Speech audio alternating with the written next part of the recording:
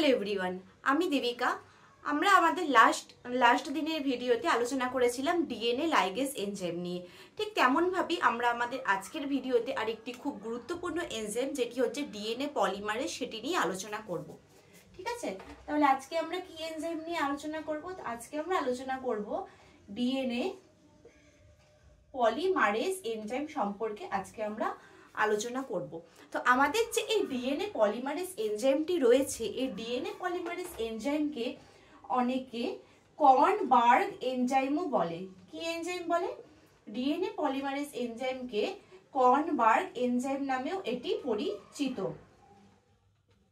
তাহলে তোমরা বলতে পারো কেন এটির নাম কর্নবার্গ এনজাইম? কারণ বিজ্ঞানী কর্নবার্গ প্রথম এই এনজাইমটি ইনভেন্ট করেছিলেন বলে ডিএনএ পলিমারেজ এনজাইমকে আমরা কর্নবার্গ এনজাইম নামেও চিনি। তাহলে এখন আমরা দেখব আমাদের যে ডিএনএ পলিমারেজ এনজাইমটি রয়েছে, এই ডিএনএ পলিমারেজ এনজাইমের কাজ কি এবং ডিএনএ পলিমারেজ এনজাইম কিভাবে কাজ করে।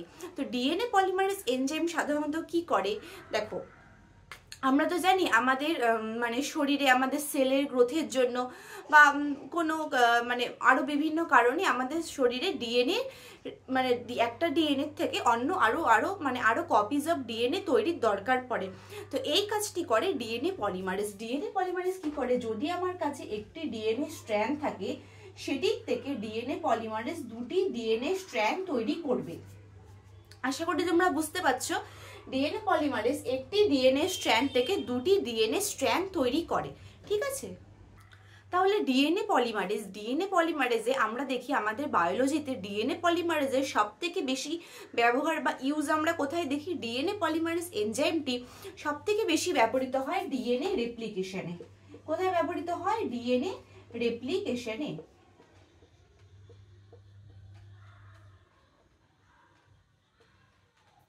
রেপ্লিকেশন নিয়ে ডিটেলসে আমি একটা ভিডিও বানাবো পরে। আজকে শর্টে একটু রেপ্লিকেশন নিয়ে বলে নিই। রেপ্লিকেশন মানে কি? রেপ্লিকেশন মানে হচ্ছে ডিএনএ এর একটি স্ট্র্যান্ড থেকে দুটি স্ট্র্যান্ড তৈরি হওয়া। ঠিক আছে, মানে একটি ডিএনএ থেকে দুটি ডিএনএ তৈরি হওয়া। তো এই কাজটি কে করে? এই কাজটি করে হচ্ছে আমাদের ডিএনএ পলিমারেজ। আমরা সাধারণত কি জানি, আমাদের যে ডিএনএ রয়েছে, ধরো এটি একটি ডিএনএ মলিকিউল। ঠিক আছে,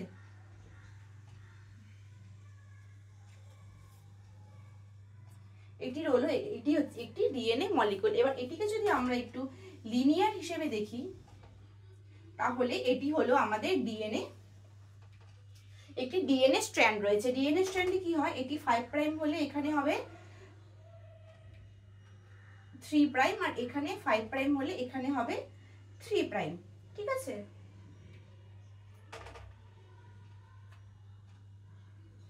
সরি, এটি হবে হচ্ছে 3 প্রাইম।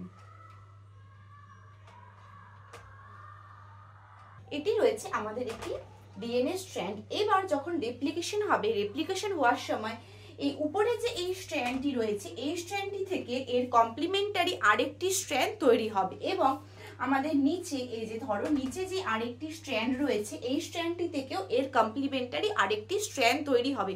এরকম ভাবে রেপ্লিকেশন হয়ে থাকে। তাহলে যখন এই রেপ্লিকেশনের প্রধান ভূমিকা কার? এই রেপ্লিকেশনের মেইন ভূমিকা হচ্ছে ডিএনএ পলিমারেজ এনজাইমের। এবার এই যে আমরা একটা দেখলাম না, একটা লিনিয়ার ডাবল হেলিক্স একটা ডিএনএ স্ট্র্যান্ড, যখন ডিএনএ রেপ্লিকেশন হয় তখন এর শেপটা একটু চেঞ্জ হয়ে যায়। ঠিক আছে, তখন এই ডিএনএ রেপ্লিকেশনের সময় সেই যে ডিএনএ স্ট্র্যান্ডটি আমরা দেখলাম, সেই ডিএনএ স্ট্র্যান্ডটি একটি এরকম শেপে চলে আসে।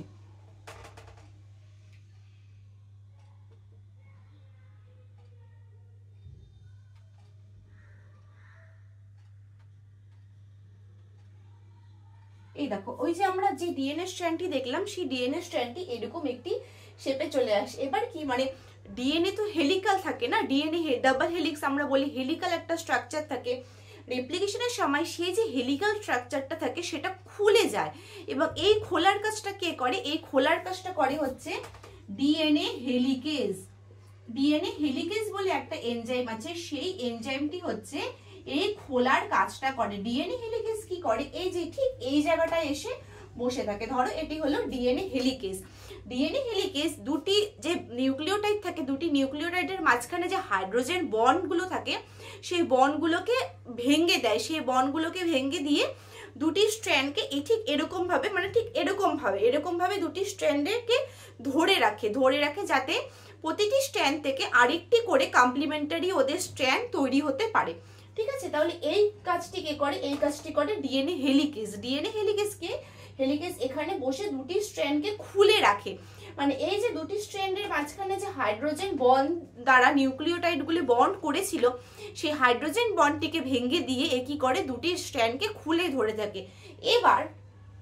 এবার ধরো এই যে সাধারণত রেপ্লিকেশনে কি হয়? রেপ্লিকেশনে আমরা জানি রেপ্লিকেশনের যে আমাদের মোডটা সেটা হলো সেমি কনজারভেটিভ। কি রেপ্লিকেশন কি মোড? রেপ্লিকেশনের মোড হচ্ছে সেমি কনজারভেটিভ।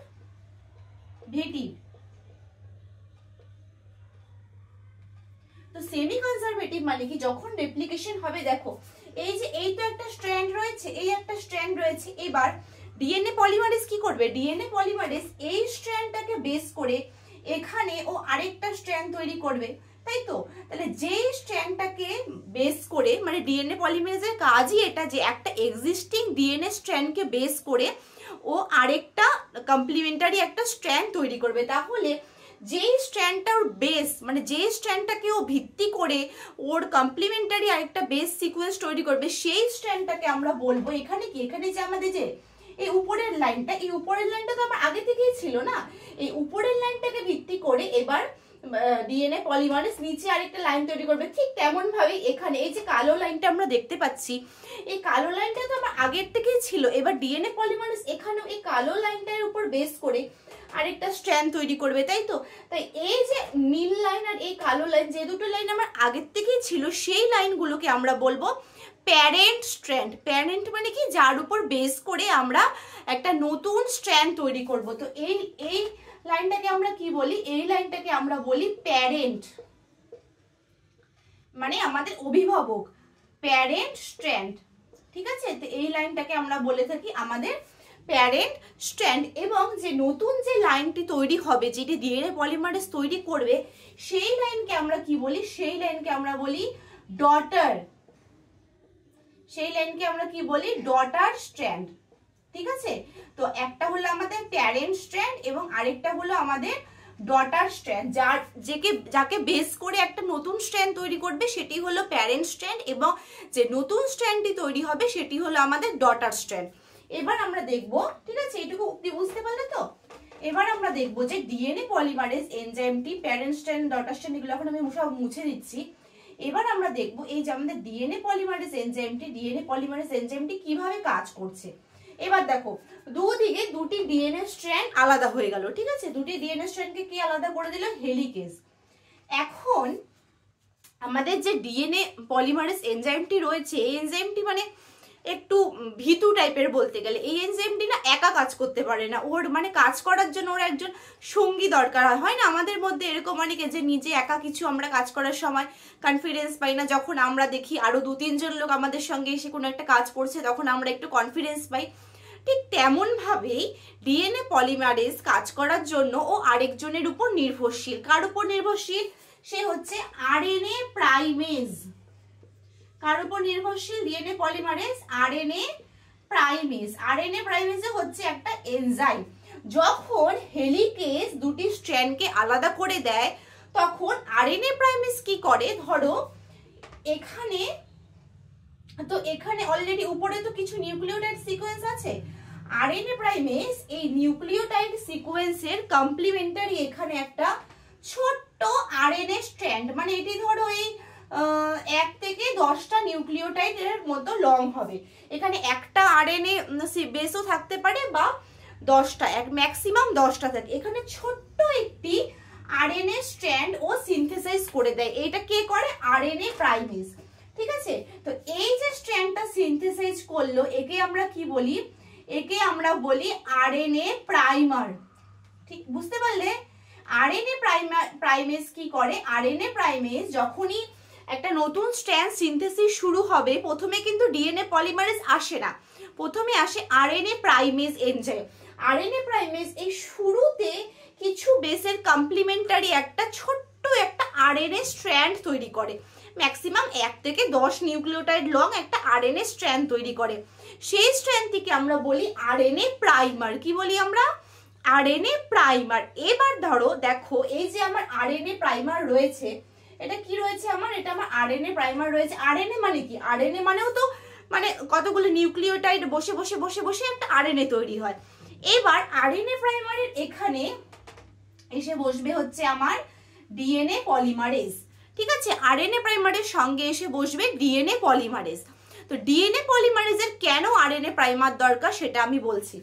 আমরা আমাদের আগের একটা ভিডিও দেখেছিলাম ডিএনএ লাইগেজের ভিডিওতে, যে আমাদের একটা চেন হওয়া মানে কি? একটা দুটি নিউক্লিওটাইড, ধরো এখানে দুটি নিউক্লিওটাইড আছে অ্যাডেনিন থাইমিন, এদের মাঝখানে তো একটা বন্ড তৈরি হতে হবে না? এদের মাঝখানে একটা কি বন্ড তৈরি হয়? এদের মাঝখানে একটা ফসফোডাইএস্টার বন্ড তৈরি হয়। এবং কার সঙ্গে তৈরি হয়? একটা নিউক্লিওটাইডের 3 প্রাইম OH এর সঙ্গে আরেকটা নিউক্লিওটাইডের যে 5 প্রাইম ফসফেট থাকবে, তাদের দুজনের মাঝখানে একটা বন্ড তৈরি হয়, যেটিকে আমরা বলি ফসফোডাইএস্টার বন্ড। এবার এই আরএনএ প্রাইমারের এখানে তো একটা নিউক্লিওটাইড সিকোয়েন্স রয়েছে যেটি সবার লাস্টে রয়েছে। সেই নিউক্লিওটাইড সিকোয়েন্সে নিশ্চয়ই একটা 3 প্রাইম OH ফ্রি রয়েছে। কি রয়েছে? তো সেই 3 প্রাইম OH এর সঙ্গে ডিএনএ পলিমারেজ কি করবে? এই যে সেলের মধ্যে তো আমাদের অনেক নিউক্লিওটাইড রয়েছে, ফ্রি নিউক্লিওটাইড রয়েছে, সেটির সঙ্গে ওই নিউক্লিওটাইড গুলো অ্যাড করা শুরু করবে। ধরো এরকম এখানে রয়েছে, এরকম এরকম এরকম এরকম এরকম রয়েছে, তার কমপ্লিমেন্টারি বেস গুলো অ্যাড করা শুরু করবে। এবার যদি ডিএনএ পলিমারেজ কোনো ফ্রি 3 প্রাইম OH না পায়, তাহলেও পরের যে নিউক্লিওটাইডের ফসফেট গ্রুপটা সেটি কার সঙ্গে অ্যাড করবে? কেউ তো নেই, কারোর সঙ্গে তো অ্যাড করতে পারবে না। সেজন্য কোনো একটি ডিএনএ সিনথেসিস স্টার্ট হওয়ার জন্য সবসময় একটি প্রাইমারের দরকার হয়, যেই প্রাইমারের নিউক্লিওটাইডের ফ্রি 3 প্রাইম OH এর সঙ্গে আরেকটি নিউক্লিওটাইড এসে অ্যাড হবে। ডিএনএ পলিমারেজ কি করে? সেই প্রাইমারের যে শেষ নিউক্লিওটাইডের যে ফ্রি 3 প্রাইম রয়েছে তার সঙ্গে আরেকটি নিউক্লিওটাইডের 5 প্রাইম ফসফেটকে অ্যাড করে দিয়ে একটা ফসফোডাইএস্টার বন্ড তৈরি করে দেয়। এবং তারপর এরকম ভাবে যখন ফার্স্টেরটা হয়ে যায়, তারপর এরপর সেই সেলের মধ্যে যে আমাদের অসংখ্য পরিমাণে নিউক্লিওটাইড রয়েছে, সেগুলি একটার পর একটা এরকম এরকম এরকম এরকম অ্যাড করতে করতে করতে করতে পুরো স্ট্র্যান্ডটাও সিনথেসিস করে দেয়। ঠিক আছে, বুঝতে পারলে ব্যাপারটা? এবার দেখো, এবার একটি মজার জিনিস হলো, এই যে ডিএনএ পলিমারেজ এনজাইম কিন্তু সব সময় ও যে ডিএনএ সিনথেসাইজ করবে, ও কিন্তু সব সময় 5 prime to 3 prime 5 prime to 3 প্রাইমই সিনথেসিস করতে পারে। যেরকম ধরো এটি এখানে কি দেখতে পাচ্ছি আমরা? এখানে 3 প্রাইম, এর এন্ডটা কি রয়েছে? 3 প্রাইম। তার মানে নিশ্চয়ই উপরেরটা যখন 3 প্রাইম রয়েছে, নিচেরটা অবশ্যই 5 প্রাইম হবে। 5 প্রাইম থেকে এদিকে 3 প্রাইমের দিকে যাবে। তো আমাদের যে এই ডিএনএ পলিমারেজ এনজাইমটি সব সময় 5 প্রাইম টু 3 প্রাইম ডিএনএ স্ট্র্যান্ডকে সিনথেসিস করে। বুঝতে পারলে তো ব্যাপারটা? এবার ডিএনএ পলিমারেজ এনজাইম যে একটার পর নিউক্লিওটাইড অ্যাড করে যাচ্ছে, হ্যাঁ, এই যে অ্যাড করে যাচ্ছে, এই অ্যাড করার রেটটা কিন্তু ভীষণই ফাস্ট, মানে ভীষণই স্পিডে করতে হয়।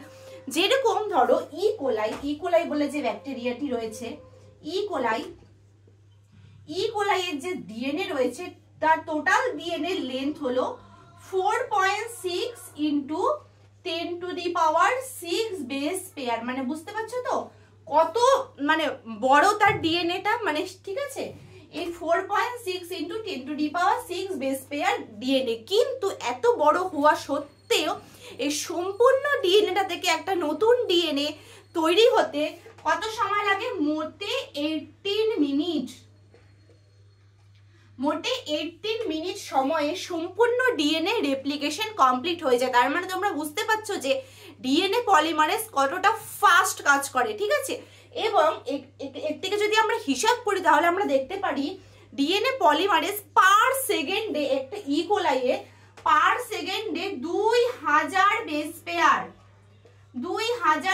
Pair per second. তার মানে এরকম, এই যে এগুলো তো সব একটা নিউক্লিওটাইড, এর সঙ্গে আরেকটা যোগ করে একটা বেস পেয়ার তৈরি করে, এরকম 2000টা বেস পেয়ার তৈরি করে পার সেকেন্ড। মানে বুঝতে পারছি 1 সেকেন্ড কতটা কম সময়, মানে জাস্ট একটা চোখের পলকে 1 সেকেন্ড আমাদের চলে যায়। সেরকমই 1 সেকেন্ডে ডিএনএ পলিমারেজে 2000টা বেস পেয়ার ক্রিয়েট করা, মানে 2000টা বেস পেয়ার জোড়া লাগানো হয়ে যায়। তার মানে বুঝতেই পারছো ডিএনএ পলিমারেজ কতটা ফাস্ট কাজ করে। এবার কি হয়, আমরা যখন কোনো কাজ খুব স্পিডে একটা কাজ করলাম, তখন ম্যাক্সিমাম টাইমে ধরো আমরা একটা অঙ্ক খুব স্পিডে করলাম, তখন কি হয় ম্যাক্সিমাম টাইমে আমাদের সেটা ভুল হওয়ার একটা খুব চান্স থাকে।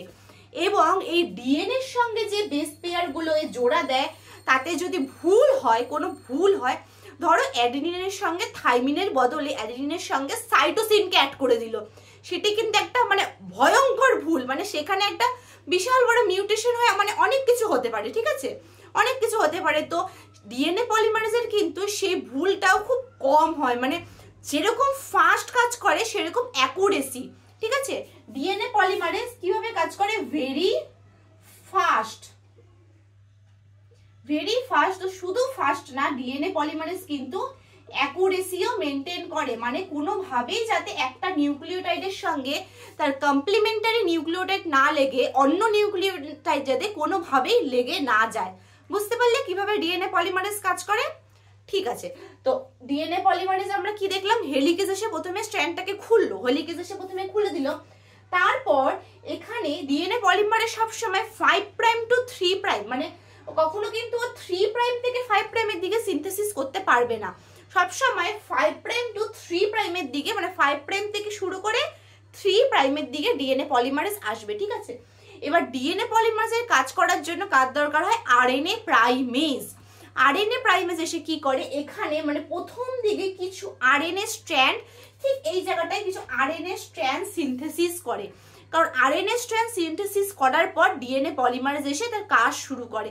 ডিএনএ পলিমারেজে সেই আরএনএ স্ট্র্যান্ডের যে নিউক্লিওটাইডগুলি রয়েছে, তার ফ্রি 3 প্রাইম ওএইচ এর সঙ্গে এক নতুন নিউক্লিওটাইডের 5 প্রাইম ফসফেটের মধ্যে ফসফোডাইএস্টার বন্ড তৈরি করে একের পর এক নিউক্লিওটাইড অ্যাড করতে করতে যায় এরকম, এবং এটি ভীষণ স্পিডে এইভাবে নিউক্লিওটাইডগুলি অ্যাড করে, ঠিক আছে। বুঝতে পারলে ডিএনএ পলিমারেজের কাজটা? এবার আমরা দেখব ডিএনএ পলিমারেজ তো হলো এরকমই একটি ভীষণ ফেমাস মানে যখন আমরা ফেমাস ডিএনএ পলিমারেজ হচ্ছে ট্যাগ পলিমারেজ। কি পলিমারেজ? ট্যাগ। আমি ট্যাগ পলিমারেজকে শর্টে পল লিখলাম, ঠিক আছে। ট্যাগ পলিমারেজ আমরা যখন আমাদের পিসিআর পড়েছি, পিসিআর পড়ার সময় আমরা দেখেছি পিসিআরেও তো সেম তাই হয় না, একটা স্ট্র্যান্ডের থেকে ডিএনএ পিসিআরে কি হয়, এরকম এই দুটো স্ট্র্যান্ড তৈরি হয়, এখানে এসে আরএনএ প্রাইমার লাগে। এবার এরপর কি করে, ট্যাগ পলিমারেজ এসে পরবর্তী পুরো স্ট্র্যান্ডটা সিনথেসিস করে, ঠিক আছে। তো পিসিআর এর সময় আমরা কি ইউজ করি, ট্যাগ পলিমারেজ এনজাইমটি ইউজ করি। তো ট্যাগ পলিমারেজ এনজাইমটি আমাদের কোথায় ইউজ হয়, ট্যাগ পলিমারেজ এনজাইম আমাদের ইউজ হয় পিসিআর এ। এবার কেন পিসিআর এ ট্যাগ পলিমারেজ এনজাইমটি ইউজ হয়? পিসিআর রিঅ্যাকশনটি পড়ার সময় আমরা দেখেছি যে পিসিআর যে রিঅ্যাকশনটা প্রচন্ড হাই টেম্পারেচারে হয়। কিভাবে হয় পিসিআর করতে আমাদের কি দরকার, খুবই হাই টেম্পারেচার দরকার। পিসিআর কি দরকার, পিসিআর আমাদের হাই টেম্পারেচার দরকার, এবং এই হাই টেম্পারেচার মেনটেন করার জন্য আমাদের যে সাধারণ আমাদের যে পলিমারেজ এনজাইম হয়, এবার কি আমাদের যে সেল, আমাদের কি খুব হাই টেম্পারেচারে থাকার অভ্যেস আছে? অভ্যেস নেই। এবার যদি আমরা খুব হাই টেম্পারেচারে চলে যাই, তখন আমাদের সেল ডিনেচার হওয়া শুরু হবে, মানে ডিএনএ গুলো নষ্ট হওয়া শুরু হবে, কারণ আমাদের সেলে সেরকম হাই টেম্পারেচারে থাকার অভ্যেস নেই, আমাদের সেল সেখানে অ্যাডাপ্ট করতে পারবে না, ঠিক আছে। কিন্তু তাহলে আমাদের নর্মাল যে পলিমারেজ আমরা সেটা পিসিআর ইউজ করতে পারবো না, কারণ পিসিআর অত হাই টেম্পারেচারে নর্মাল পলিমারেজ নষ্ট হয়ে যাবে, ডিনেচার হয়ে যাবে ডিএনএ, সে কাজ করতে, সেই এনজাইম ডিনেচার হয়ে যাবে, সে কাজ করতে পারবে না। এজন্য আমরা পিসিআর কি করি, ট্যাগ পলিমারেজ ইউজ করি। বা ট্যাগ পলিমারেজের বিশেষত্ব কি, এই ট্যাগ পলিমারেজ যে এনজাইমটি সাধারণত এই ডিএনএ পলিমারেজ গুলো তো আমরা কোনো না কোনো ব্যাকটেরিয়া থেকে পেয়ে থাকি, ট্যাগ পলিমারেজ যে এনজাইমটি, ট্যাগ পলিমারেজ এনজাইমটি আমরা পেয়ে থাকি একটি ব্যাকটেরিয়া থেকে, যার নাম হচ্ছে থার্মাস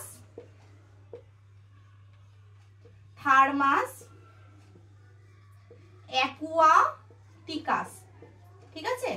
থার্মাস অ্যাকুয়াটিকাস নামে একটা ব্যাকটেরিয়া থেকে আমরা এই ট্যাগ পলিমারেজ এনজাইমটি পেয়ে থাকি। এবার এই যে থার্মাস অ্যাকুয়াটিকাস ব্যাকটেরিয়াটা, এটি কোথায় থাকে, থাকে হচ্ছে হট স্প্রিং। হট স্প্রিং মানে কি, উষ্ণ প্রস্রবণ। হট স্প্রিং এ থাকে থার্মাস অ্যাকুয়াটিকাস ব্যাকটেরিয়া। এবার হট স্প্রিং মানে ওখানে অলরেডি টেম্পারেচার ভীষণ হাই টেম্পারেচার, খুব গরম। তো এই ব্যাকটেরিয়ার তো অত হাই টেম্পারেচার থাকার অভ্যেস আছে, ওর যে শরীরের যে এনজাইমগুলো তারা তো ওই হাই টেম্পারেচারটাকে অলরেডি অ্যাডাপ্ট করে নিয়েছে না। তাদেরকে যখন আমি এনে আরেকটা হাই টেম্পারেচারে দিব তাদের তো কোনো ক্ষতি হবে না, কারণ অলরেডি তারা ওরকম হাই টেম্পারেচারে থেকে এসছে। তো এজন্য থার্মাস অ্যাকুয়াটিকাস থেকে আমরা এই ট্যাগ পলিমারেজকে নিয়েই কালেক্ট করে সেই ট্যাগ পলিমারেজকে আমরা ইউজ করি পিসিআরে, কারণ অনেক হাই টেম্পারেচারেও এই যে ডিএনএ পলিমারেজ এনজাইম এর কোনো ক্ষতি হয় না, এ ঠিকভাবে কাজ করতে পারে।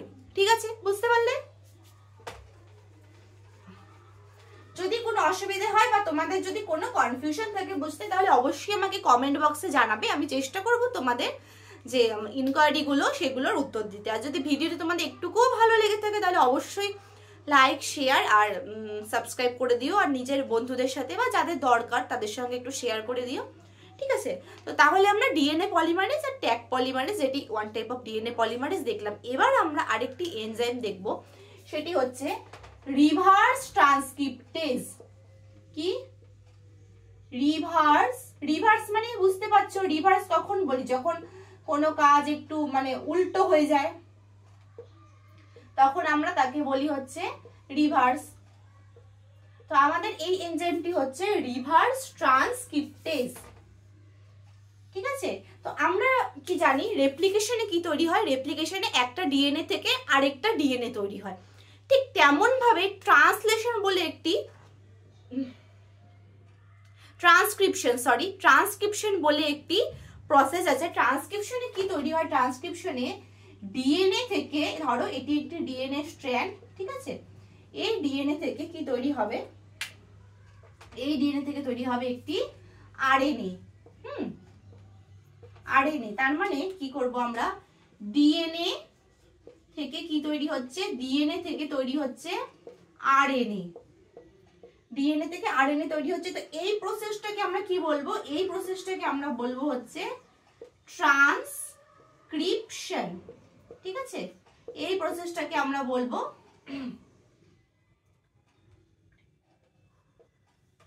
ট্রান্সক্রিপশন। মানে ট্রান্সক্রিপশন। এবার কিছু কিছু ভাইরাস আছে, ঠিক আছে, কি আছে? কিছু কিছু ভাইরাস, যেরকম ধরো রেট্রোভাইরাস, যেটাকে আমরা বলি রেট্রোভিরিডে।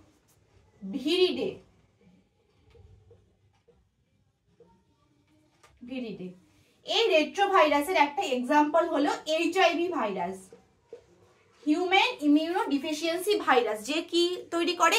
এইডস এর যে কজিং এজেন্ট সেটা হচ্ছে এইচআইভি ভাইরাস, যে পড়ে রেট্রোভিরিডি গ্রুপের আন্ডারে। এবার কি হচ্ছে, সরি, এবার এই যে এইচআইভি ভাইরাস রয়েছে, এইচআইভি ভাইরাসের মধ্যে জেনেটিক মেটেরিয়াল হিসেবে কি থাকে? জেনেটিক মেটেরিয়াল হিসেবে এর মধ্যে থাকে হচ্ছে আরএনএ। কি থাকে? আরএনএ। এবার এইচআইভি ভাইরাসের তো ডিএনএ থাকে না, ওর মধ্যে থাকে আরএনএ। এবার ও যখন এই আরএনএ থেকে ওর দরকার পড়ে, এই আরএনএ থেকে যখন ডিএনএ সিনথেসিস করতে চায়, আরএনএ থেকে কি চায়? আরএনএ থেকে ডিএনএ সিনথেসিস করতে চায়। মানে জেনারেলি আমরা কি দেখি? ডিএনএ থেকে আরএনএ হচ্ছে ট্রান্সক্রিপশন। এবার যখন আরএনএ থেকে, মানে রেট্রোভাইরাসের মধ্যে যখন আরএনএ থেকে ডিএনএ সিনথেসিস হবে, সেটাকে আমরা কি বলবো? ট্রান্সক্রিপশনের ঠিক উল্টো, মানে রিভার্স ট্রান্সক্রিপশন। তো আরএনএ থেকে ডিএনএ তৈরিকে আমরা কি বলি? আরএনএ থেকে ডিএনএ তৈরিকে আমরা বলবো রিভার্স ট্রান্সক্রিপশন।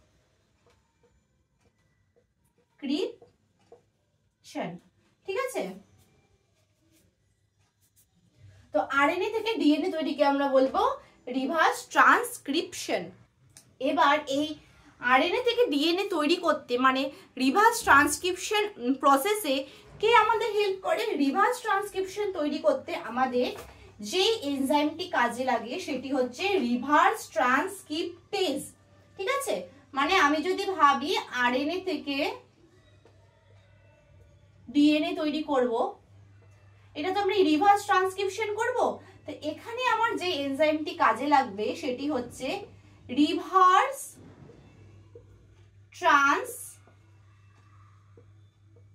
ট্রান্সক্রিপ্টেজ।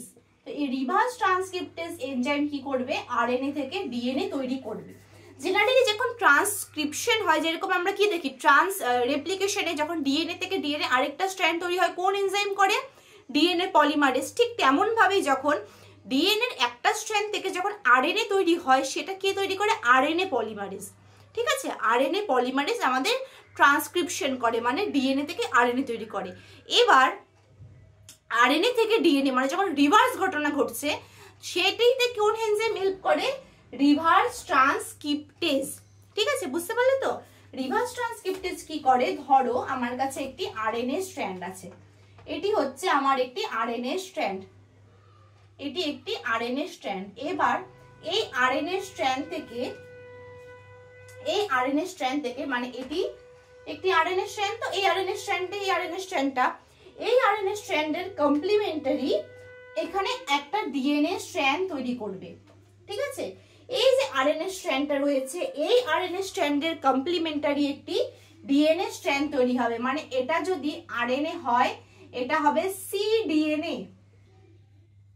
এই যে একটা নতুন ডিএনএ স্ট্র্যান্ড তৈরি করলো, এটি কে তৈরি করলো, reverse transcriptase enzyme. Reverse transcriptase enzyme কি করলো, একটি আরএনএ স্ট্র্যান্ড থেকে একটি সিডিএনএ তৈরি করলো। কি তৈরি করলো, এখানে সিডিএনএ। নতুন যে ডিএনএ স্ট্র্যান্ডটা তৈরি হলো, সেই স্ট্র্যান্ডটিকে আমরা বলি সিডিএনএ। ঠিক আছে, তাহলে এখানে দেখো কি আছে, এখানে একটা আরএনএ আছে, একটা সিডিএনএ আছে, মানে একটা আরএনএ সিডিএনএ একটা কমপ্লেক্স তৈরি হলো। ঠিক আছে, এরপর এখানে একটা এনজাইম আসবে, এই এনজাইমটার নাম হচ্ছে আরএনএস। মানে আরএনএস এনজাইম কি করে, আরএনএস এনজাইম আরএনএ কে নষ্ট করে দেয়। এবার এই আরএনএস এনজাইম কি করবে, এই যে আরএনএ স্ট্র্যান্ডটা রয়েছে, এই আরএনএ স্ট্র্যান্ডটাকে নষ্ট করে দিবে। ঠিক আছে, আরএনএস এনজাইম এই আরএনএ স্ট্র্যান্ডটাকে ডিগ্রেড করে দিবে। তারপরে কি হলো, এখানে তাহলে একটাই এখন কি থাকলো, একটাই ডিএনএ থাকলো। ঠিক আছে, আরএনএ স্ট্র্যান্ডটাকে তো নষ্ট করে দিল আরএনএ সিস, তাহলে এখানে একটাই ডিএনএ স্ট্র্যান্ড বেঁচে রইলো। এবার এখানে ডিএনএ পলিমারেজ এনজাইম এসে কি আসবে, এখানে ডিএনএ পলিমারেজ এনজাইম এসে এই যে স্ট্র্যান্ড রয়েছে এর কমপ্লিমেন্টারি আরেকটা স্ট্র্যান্ড তৈরি করবে। কে তৈরি করবে, ডিএনএ পল। বুঝতে পারলে তো ব্যাপারটা কিভাবে হলো।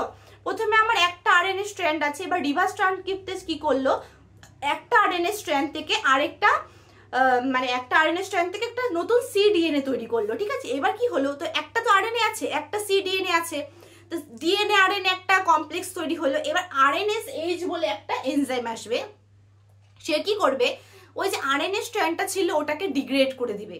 ওটাকে ডিগ্রেড করে দেওয়ার ফলে তাহলে কি থাকলো, এখন একটাই ডিএনএ স্ট্র্যান্ড পড়ে রয়েছে। এবার সেই ডিএনএ স্ট্র্যান্ডটা থেকে আমাকে আরেকটা ডিএনএ স্ট্র্যান্ড তৈরি করতে হবে, কারণ ডিএনএ তো দুটো স্ট্র্যান্ড নিয়ে তৈরি হয়।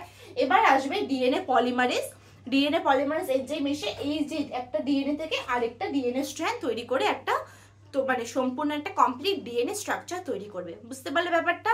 তো এই যে ঘটনাটা, এই ঘটনাটা মেইনলি আমরা দেখে থাকি রেট্রোভিরিডি, যেসব রেট্রোভিরিডি গ্রুপে যেসব ভাইরাসগুলো থাকে, যেরকম এইচআইভি মানে এইচআইভি একটা খুব কমন ভাইরাস, যেটার নাম আমরা সবাই জানি। এইচআইভির মধ্যে আমরা এই ঘটনাটা দেখে থাকি, মানে এইচআইভির মধ্যে আমাদের এই রিভার্স ট্রান্সক্রিপশন যে ঘটনাটা সেটা হয়ে থাকে। ঠিক আছে, তো আজকে এটুকুই। যদি তোমাদের ভালো লাগে আমার ভিডিও, প্লিজ একটা লাইক আর নিজের বন্ধুদের সঙ্গে শেয়ার করে দিও, and please subscribe my channel. Thank you.